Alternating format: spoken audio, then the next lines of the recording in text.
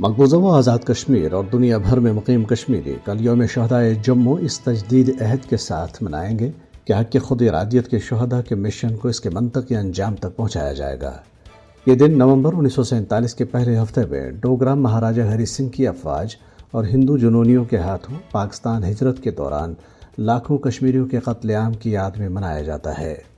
اس دن کی مناسبت سے کنٹرول لائن کی دونوں جانب پاکستان اور دنیا بھر میں بھارت مخالف مظاہروں، ریلیوں اور سیمینارز سمیت مختلف تقریبات کا انعقاد کیا جائے گا۔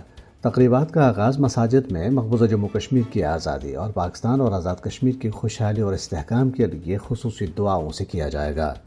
مختلف سیاسی اور سماجی تنظیمیں شہداء کو خراج عقیدت پیش کرنے کے لیے قرآن خوانی کی مجالس منعقد کریں گی۔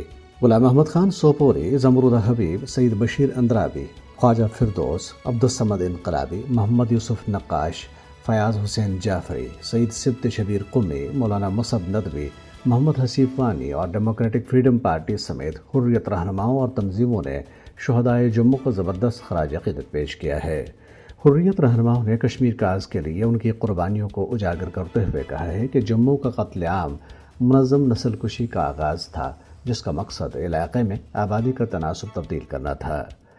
کل جماعتی حریت کانفرنس کے سینئر رہنما میر وائز عمر فاروق نے قابض حکام کی طرف سے ان پر عائد کی گئی پابندیوں کی شدید مذمت کی ہے۔ ان پابندیوں کی وجہ سے وہ سری نگر میں اپنے مرحوم چچا میر وائز مولوی محمد احمد شاہ کی غائبانہ نماز جنازہ اور تعزیتی مجلس میں شرکت نہیں کر سکے۔ میر وائز نے ان اقدامات کو مذہبی حقوق کی خلاف ورزی قرار دیا۔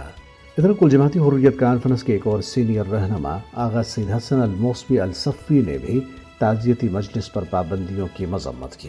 انہوں نے ان کارروائیوں کو مذہبی معاملات میں بلا جواز مداخلت سے تعبیر کیا۔